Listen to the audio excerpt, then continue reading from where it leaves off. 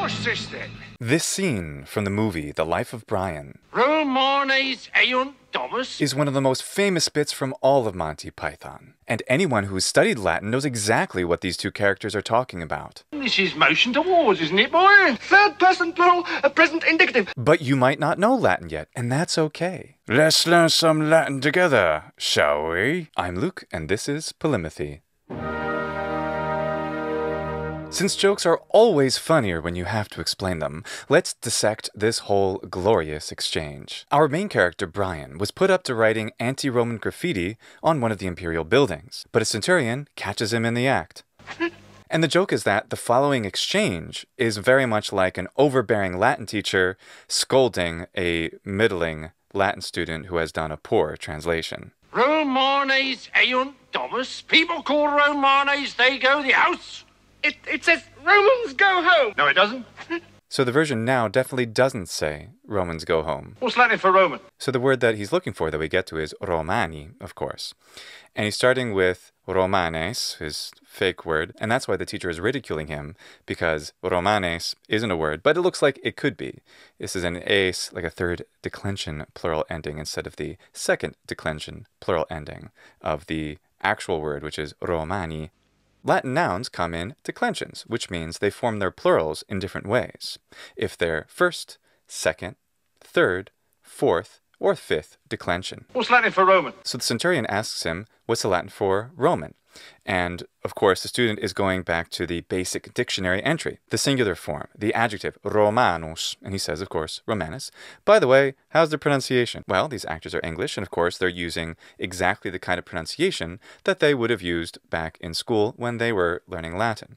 So the reconstructed classical pronunciation phonemes, so saying things like Gena instead of Jena, are standard in England for the whole of the 20th century. But, of course, any person who's speaking a foreign language will have very inevitably and naturally one's own native language pronunciation characteristics. So they're saying Romanus or Romanus and so forth, because in English we don't have the sounds Romanus. We have almost none of those sounds. Come on. Romanus goes like Anus. And the teacher says Romanus or Romanus goes like Anus.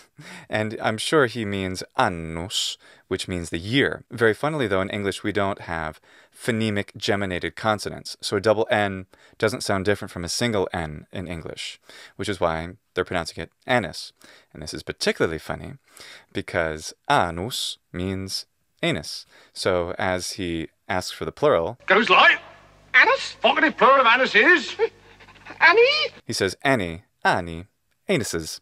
There you go. This is particularly funny also in a modern language that's descended from Latin, Italian, where if you want to say, how old are you? You say, quanti anni hai?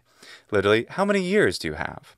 But if you say, quanti anni hai, it means, how many anuses do you have? There you go. But then why is the teacher centurion even bringing up the word for year, annus? The reason is that the word annus is a very typical second declension noun.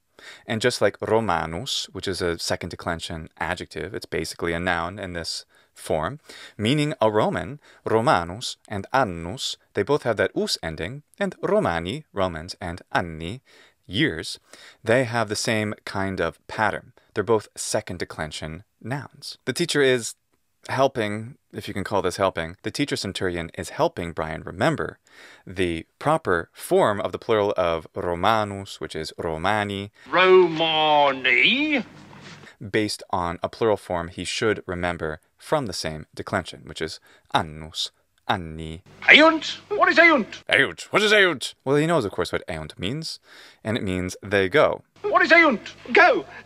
The teacher and the student are in a way right, but here the teacher centurion is being especially obtuse because he's trying to make the student go through grammatical pattern recognition drills. Conjugate the verb to go. Here, eo is it, imus, itis, eunt. So eunt is third person plural, present indicative. They go. So the verb to go is ire. Eo, I go. Is, you go. It, he goes. Imus, we go. Itis, you, plural, go. Eunt, they go. So the purpose of the teacher centurion doing that was to help the student to remember this exact pattern that you see here. Because this last one here, this is the third person plural. Third person means any noun or pronoun or verb that has to do with he, she, it, or they. And they, in English, is the third person plural pronoun. Eunt means they go. That's the third person plural form of the verb to go. And that's why the teacher is making him do that, taking him through the regular conjugation that he's memorized before, eo is id, imus itis eunt, and then realize, okay, since I had memorized that pattern by rote, that is the way to say they go. But that's not the form that Brian is trying to say. But Romans go home is an order, so you must use the imperative. When giving commands in most languages, we often use a form called the imperative. The imperative is a mood or a mode, modus. The imperative mood is for giving commands. So you must use the imperative, which is E. Brian remembers that it is, in fact, E. To command a single person. But to command plural people, it's... E. How many Romans? Plural, ite. Ite. So already we're 2/3 of the way there. Romani, ite. And now the last word, the word for home. Domus. Nominative. Go home. This is motion towards, isn't it, boy? Go home. This is motion towards, isn't it, boy? So here, the teacher centurion is again reminding him that, hey, you probably just looked up the word for home in a dictionary and you found domus. Yes, that means home, but when you see that dictionary form, domus, that's just the nominative. Domus means home when you say the home is here, the home is there, the home crashes to the ground, the home explodes. When the home is the subject of the sentence, it's domus. And that's why the teacher centurion is trying to remind Brian that this is motion towards the house, motion towards the home, meaning it is impossible for domus to be the right word. It has to be some kind of inflected form. Latin nouns have inflected inflected forms. And if you remember these declensions I showed you earlier, the declensions are the patterns that nouns will follow. The word domus happens to be especially difficult because it can be either second or fourth declension, depending on meaning and idiomatic usage. Domus. Nominative. Go home. This is motion towards, isn't it, boy? Dative. Dative, not the dative. No. This is my favorite part. Because the dative case, if you think, dative case means to. So, to the home. So he's saying, I must need the dative case of the word domus, because that would mean to the home. No, the dative case certainly won't be used with this word like that. We can't say to the home with the dative case. That would be literally giving something to the home, or idiomatically using the dative case in a different way, but definitely not motion towards with the word home. No, the accusative. The accusative, he says. Good. So the accusative case can be used for motion towards, especially with certain accusative prepositions. Let's take the word in. In means in. It's a great word, very quick to learn. So the word in means in, or it can also mean into, depending on which grammatical case it's used with. Let's take the word kapsa, which means a box. So here we see a kapsa. And now we see feles inkapsan it. The cat goes into the box. And now we see feles inkapsa est. The cat is in the box. So the difference between into and in is a difference of case.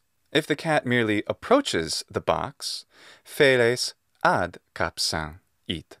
The cat goes towards the box. So that's how we can use the accusative case. And that's why Brian says... The accusative!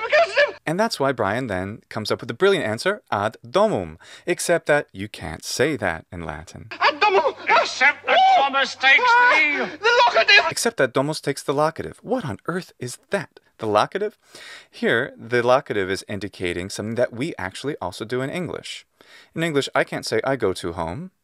I have to say I go home. And in Latin, we do the exact same thing.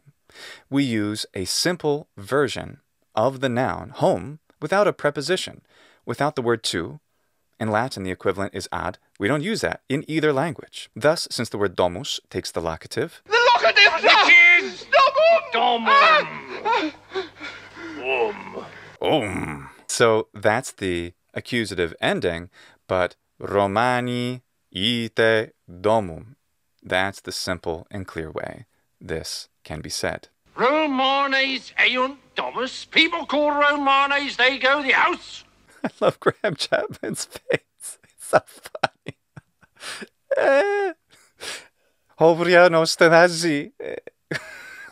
So now we see how the teacher centurion is being such a carnifex. People call Romanes, just like a Latin teacher. The centurion knows exactly what Brian is trying to say, but is using the mistake to ridicule and humiliate him. Something that, unfortunately, a lot of students of Latin can attest to having experienced in the 20th century. The teacher knows that eunt means they go. The teacher knows that domus here is clearly looked up in the dictionary and found as a word for home without having been declined properly into the right inflected form. It is interesting that English and Latin have this exact thing in common. Romani ite domum. Romans, go home. Exactly the same, and the same number of words. We can't do that in, say, Italian, where we have to say a casa. Dictionaries, of course, are written for people who already know the language, and therefore would know how to use the dictionary. That's why dictionaries usually make very poor pedagogical tools, especially for beginners. This really shows us that natural language is rarely a combination of indivisible words, but can be much more accurately described as a series of phrases or utterances. Thus, a dictionary translation approach to teaching language at the outset can be extremely difficult, ineffective, and ultimately very likely to be entirely fruitless. Like I talked about in the extensive reading video, when we speak, our natural language usually has utterances or phrases that last about 2 seconds at the most, or potentially much shorter. And if a phrase or an utterance, which is usually a reasonably complete image or idea, if that takes longer than 2 seconds to say, and we don't have that string of clear utterances, and if we make it too slow or drawn out, and if we're trying to translate every word, then our phonological loop, that little audio tape recorder which is keeping track of everything we hear, isn't going to be able to remember it, and we'll have to go back and remember and re-say the things. And this is why trying to translate a language in order to read it means that we aren't reading that language. Thus, it's far more useful in all language acquisition to give input before giving grammatical explanations. This is how all language is acquired. All of you out there who understand English either natively or as a second language, you know about plurals, you probably know about verbs, you know about some other parts of speech, things that are necessary to get by with basic reading and writing skills. But you most likely learned all of that, especially if you're a native speaker, long after you became a totally fluent native speaker. Now, as adult learners of a language, we absolutely can use reading and writing and all sorts of things in order to help learn the language faster. But as the studies have shown, learning with the grammar first approach isn't necessarily effective. In fact, it's been shown to be, for the most part, quite harmful. Learning grammar is incredibly important, but it's best done through example first and then through an explanation after the input. It's best to avoid inundating the student with grammatical facts that are simply unnecessary when you could actually show the language being used. If you want to learn to read Latin fluently, I recommend the input-based approach of the Lingua Latina per se illustrata series. You can find links to Amazon in the description if you want to purchase the book, and you can also check out my LLPSI playlist on my other channel, Scorpio Martianus. And I want to emphasize one more thing again. Those of us who teach with these methods, with input-based, we're not saying we don't teach grammar. Of course we teach grammar. Some may favor trying to give as much input as possible and avoiding and delaying any grammatical explanation as long as possible. And if a teacher can do that, I think that's quite laudable. Ultimately, grammar, which is simply an organized system of rules, will be intuited by the student if the language is acquired. And the analytical explanation is something to help make it clear and to help talk about it in the classroom. When you learn with an input-based approach, particularly a comprehensible input-based approach, you don't have to have these kinds of grammatical things stuck in your head. You don't have to remember that domus takes the locative, because you will have already experienced an expression, perhaps in a classroom where a teacher has said at the end of the day, ite domum, go home, ite domum, and then you simply feel that, you understand it, you know intuitively that this means, oh, go home. You learn that in context, and it becomes part of your life. Then when you see it in writing, you're not at all confused when you see the word domum. You have no doubt when there's a verb, ire, that's near it, that it's meaning, oh, they go home, to go home. It's totally clear. This is how we teach Latin and Ancient Greek at the Ancient Language Institute. Take a look at ancientlanguage.com to find out about the lessons we teach. You'll also want to check out my video series on Scorpio Martianus called Ancient Greek in Action that teaches classical and Koine Greek in the same communicative, input-based way. That said, some students like to learn a lot of grammar right up front. But to what level of detail do you need to know grammar as soon as possible? Really not that much. The grammar that's taught in the Familia Romana book is all the grammar that you need to understand the fundamentals of all written Latin. And the most important part of all of that are all of these declensions we were talking about for the nouns, and for the pronouns, and for the adjectives, and also how the verbs are conjugated. For those people who are interested in committing as much of these things to memory, whether in the beginning or in the middle of their studies of Latin, then I can definitely say that the Ranieri Dowling method worked for me. And I have a video about that here, and it's linked in the description if you want to check it out. There's also an Ancient Greek by the Ranieri Dowling method as well. Understand? Yes, sir. Now write out 100 times. Yes, sir. Thank you, sir. Hail Caesar, sir. Hail Caesar. I love how John Cleese salutes with the paintbrush in his hand. Now don't do it again. And don't do it again. What a beautiful wall. It's perfect. Thank you so much for liking and sharing this video, and also for subscribing. Oh, thank you, sir. Thank you, sir. Hail Caesar and everything, sir. Walete.